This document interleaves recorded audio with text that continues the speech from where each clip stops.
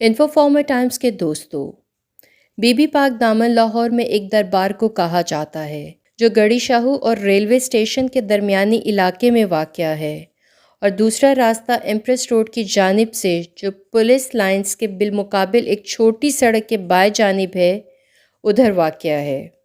اس دربار پر سال بھر حاضری کا سلسلہ جاری رہتا ہے، جس میں لوگوں کی کثیر تعداد انفرادی یا اجتماعی شکل میں شرکت کرتے ہیں۔ یہاں منتیں ماننے کے کئی طریقے دیکھنے کو ملتے ہیں، جیسا کہ دربار میں پڑے دیوں میں پہلے سرسوں کا تیل ڈالا جاتا ہے اور منت پوری ہو جانے پر انہی دیوں میں دیسی گھی ڈالا جاتا ہے۔ ساتھ ہی چند کتبے نصب ہیں، ان کی آخنی جالی کے ساتھ سینکڑوں چھوٹے بڑے تالے لگے نظر آتے ہیں جو منت مانتے وقت لگائے جاتے ہیں، اور جب منت پوری ہو جائے تو آ کر اس تالے کو کھولنا ہوتا ہے۔ مرکزی قبروں کے درمیان بنے ایک چوبارے پر اسٹیل کے پیالوں میں نمک اور جلی اگربتیوں کی راکھ رکھی ہوتی ہے، جو آنے جانے والا ہر شخص یہ اپنے ساتھ لے کر جاتا ہے یا چکھتا ضرور ہے۔ عمومی تاثر یہ ہے کہ ایسا کرنے سے بیماریوں سے شفا ملتی ہے۔ اسی طرح جھاڑو پھیرتے اور جھاڑو چڑھاتے لوگ نظر آتے ہیں۔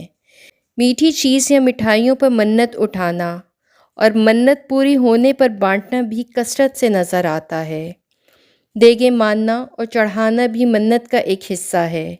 اسی طرح علی اصغر کا جھولا ماننا اور اولاد نرینہ ہو جانے کے بعد جھولا چڑھانا بھی عام دیکھنے کو آتا ہے، جو آنے والوں کی تسکین کا مسکن ہے۔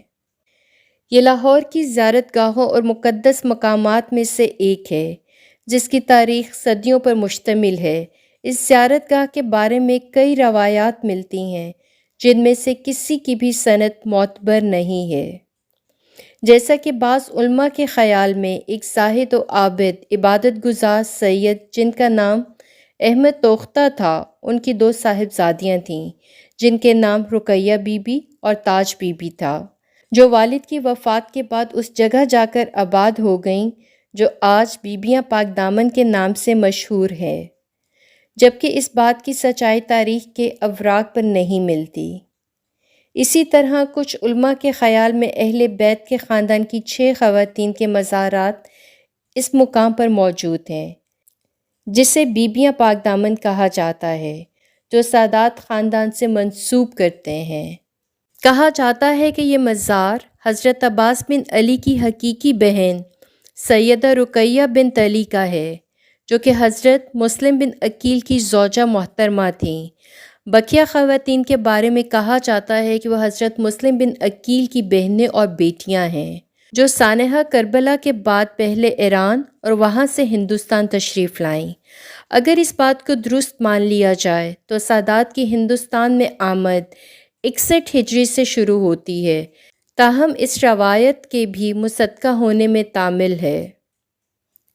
جلال الدین خار زمشاہ کے ہند کی طرف بھاگنے کی حکایت میں ان بیبیوں کا ذکر بھی آیا ہے۔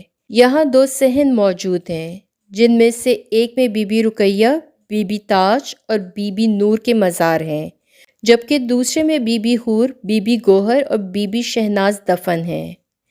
اسی طرح پہلے صحن میں بی بی تاج کے مزار کی دیوار کے ساتھ ہی سید حلال الدین حیدر بن صفی الدین بخاری کا مزار بھی ہے، جس کا گنبد اینٹوں سے بنا ہوا ہے، جو میران محمد شاہ موجد دریاب بخاری کا بھائی تھا۔ لوگ اس مزار کو حضرت بیبیاں کے استاد کا مزار کہتے ہیں۔ اسی طرح سید احمد توختہ 12 صدی عیسوی میں لاہور مقیم ہوئے۔ ان کا ذکر کنیا لال کی تاریخ لاہور میں ملتا ہے۔ نوختہ کی قبر حویلی غلام محی الدین شاہ پیرزادہ، محلہ چھال بیبیاں، اندرون اکبری دروازہ کے احاطہ میں موجود ہے۔ اب یہ حویلی گرائی جا چکی ہے، تاہم اس گلی کے کونے پر ایک مکان کی دیوار کے ساتھ نوختہ کی قبر ابھی بھی موجود ہے۔ ان کے مجاور کے مطابق یہاں ایک صندوق ملا تھا، جس میں یہ پتھر ملا جو کہ اس وقت دروازے پر نصب کیا گیا تھا، جس کی تختی اور قبر پر لکھا ہوا ہے کہ یہ بی بی پاک دامن کے والد محترم ہیں۔ ان ساری روایات اور تحریر کی روشنی میں آج تک یہ دربار، جسے بیبیاں پاک دامن کہتے ہیں، مفروضوں کی نظر ہے